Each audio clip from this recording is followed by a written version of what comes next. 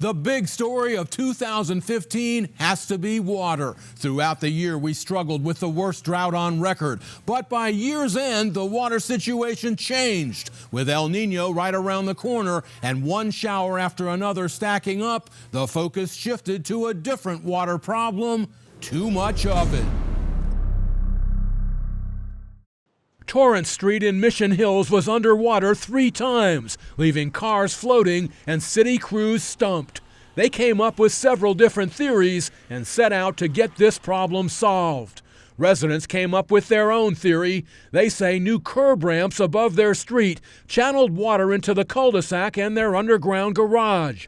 A simple demonstration showed that's probably true. City engineers paid attention to that report and rebuilt the curbs. But they also sent cameras down the storm drain and solved a much bigger problem. Huge logs were blocking the pipe in an area 40 feet below ground. We have one skinny guy who goes down. It was literally a shaft about 24 inches in diameter, and we lowered him down 40 feet with an electric chainsaw, and he just surgically removed each one. And that's the guy who did it. His name's Cleeth Watson. So he's been a storm drain employee for, I think about 30 years now, and he's a valuable asset to the team. And he's also our Turko Files Person of the Year. So here's to Cleeth Watson, a city employee who routinely goes the extra mile and sets an example of what a public service job is really all about. Unfortunately, when it comes to storm drains in the county, it's a different story. Instead of buckling down to find solutions, county officials are taking the opposite approach. They're sticking their heads in the sand and pretending it's not their problem.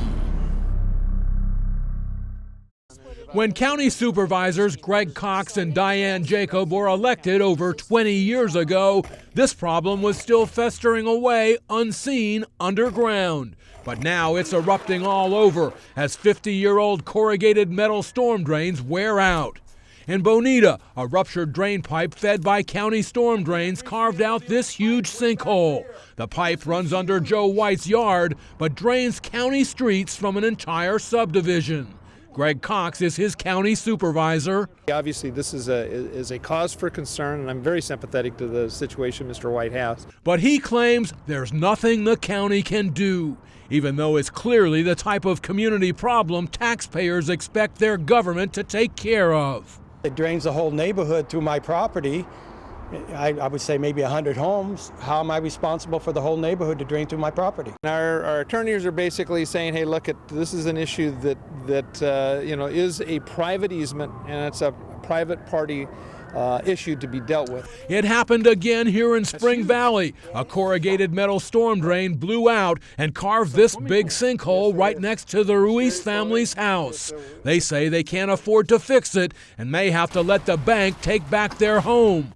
Their supervisor is Diane Jacob. It is what it is in this particular situation, so I think the best that we can do is to reach out to people, contractors that might be willing to step up and help. Jacob and county bureaucrats claim it's against state law to do work on private property, but that's just BS, bureaucratic subterfuge.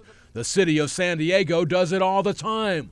They agreed to fix this Mission Hills blowout on private property caused by runoff from city storm drains. And they're making plans to fix Scripps Ranch storm drains that caused big sinkholes on a city easement under private property.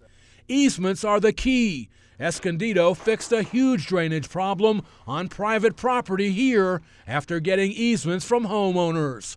Now get this, the county's own subdivision plans contain drainage easements that the county never accepted, but they state in writing that the county can take over those easements at any time. Maybe, Michael, maybe, just maybe, through your show, there'll be that one contractor that will be listening that's willing to lend a helping hand and give these folks a really nice Christmas gift. That's not the answer most county taxpayers are looking for. Other local governments have found solutions to similar problems. It's time for the county to do the same. Well, let's end this piece with a bit of tragic comedy. In July, with the drought in full swing and lawns dying all over town, our local government somehow didn't get the message. While everyone else was doing their best to conserve every drop of water, they just let it flow.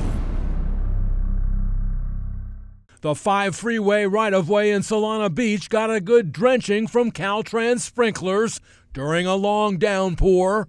My wife drove by at 8:50 Saturday morning, raining out, all the sprinklers are on. Caltrans says it was a mistake. Witnesses say it went on for at least 2 hours.